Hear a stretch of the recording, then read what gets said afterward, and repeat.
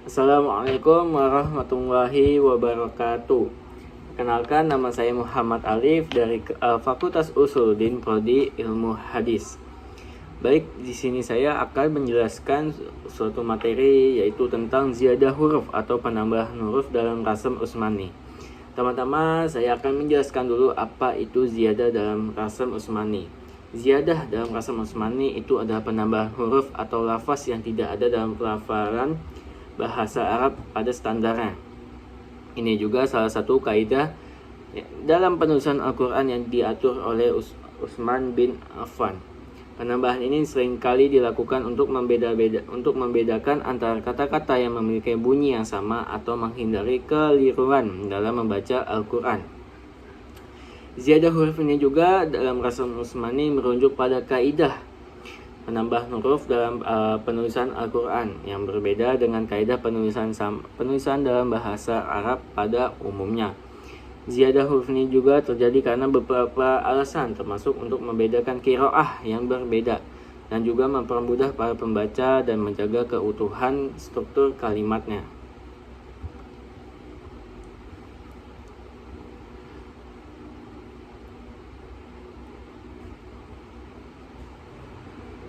Lalu juga ziyadah ini juga tidak mengubah arti kata secara signifikan. Ziyadah juga mengikuti kaidah-kaidah tertentu yang telah ditetapkan dalam ilmu Qasam Utsmani. Ziyadah itu juga tidak diatur secara bebas, tetapi mengikuti aturan-aturan yang khusus. Ziyadah juga berbeda dengan Qasam Imali yang penulisan bahasa Arab standar. Juga Qasam Imali tidak memiliki kaidah-kaidah seperti ziyadah.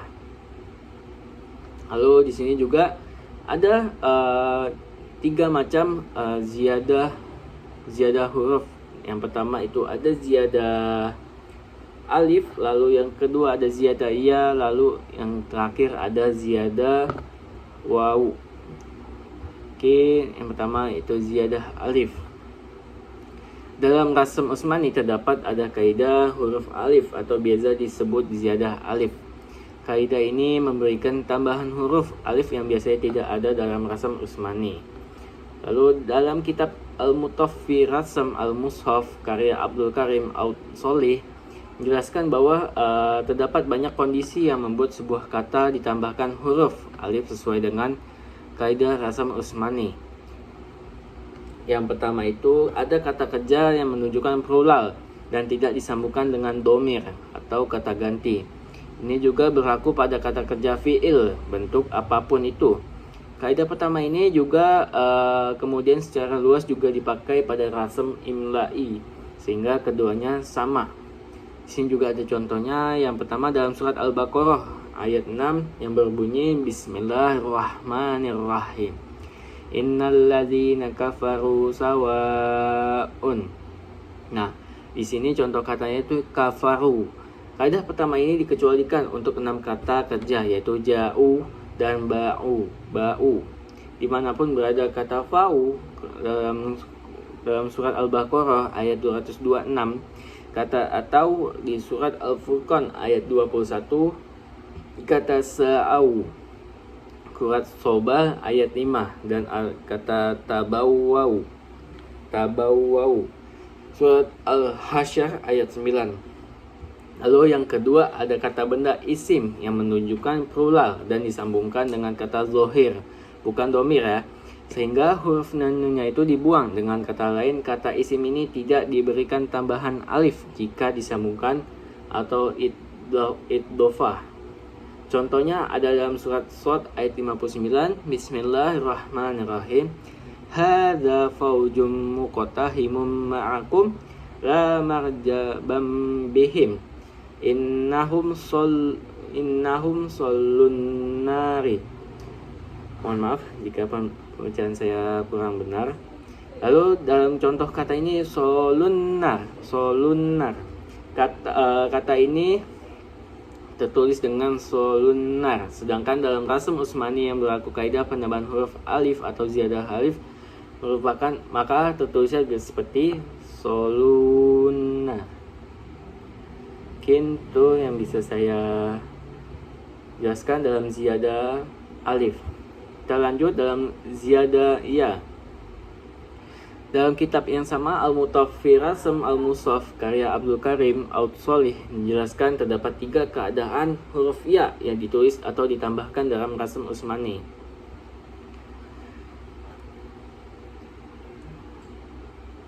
Yang pertama, kata yang terdapat hamzah kasroh dan sebelumnya tidak terdapat alif sehingga ditambahkan huruf ya ke dalamnya.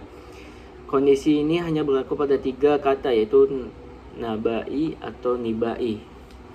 So, dalam surat Al-An'am ayat 34 dan kata malai yang berharkat kasroh yang disambungkan dengan kata domir.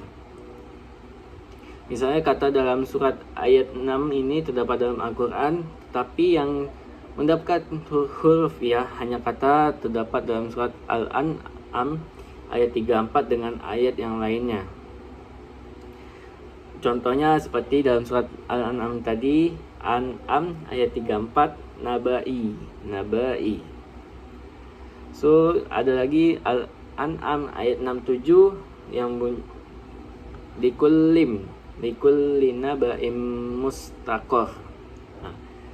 Nabai itu tertulis nabai atau nibai.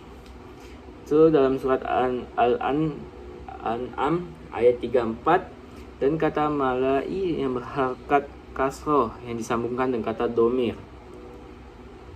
Misalnya kata dalam surat ayat 6 ini terdapat dalam Al-Quran, tapi yang mendapat huruf ya hanya kata terdapat dalam surat Al-An'am ayat 34 dengan ayat yang lainnya. Contohnya seperti dalam surat Al-An'am tadi, An'am ayat 34, nabai. So, ada lagi Al-An'am ayat 67 yang likulli naba'im mustaqor. Nabai itu tertulis naba. Sedangkan dalam rasm Utsmani berlaku kaidah penambahan huruf ya atau ziyadah al-ya, maka tertulisnya nabai.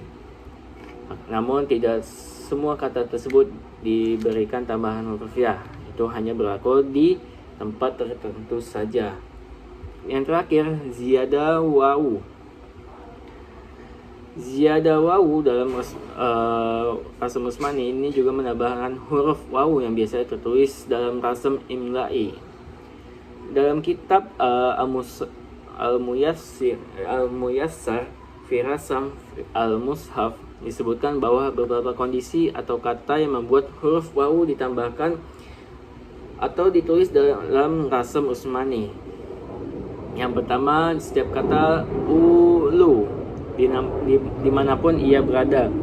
Kata tersebut dalam rasm imla'i hanya harusnya tertulis ulu.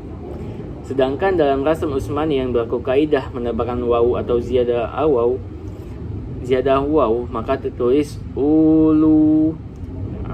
Lalu contohnya ada dalam surat Al-Baqarah ayat 269 yang berbunyi Bismillahirrahmanirrahim.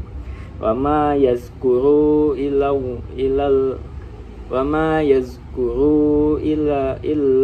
ulul albab. Mungkin sekian dari saya. Hanya itu saja yang bisa saya sampaikan. Kurang lebihnya mohon maaf dalam kurang pembicaraan. Assalamualaikum warahmatullahi wabarakatuh.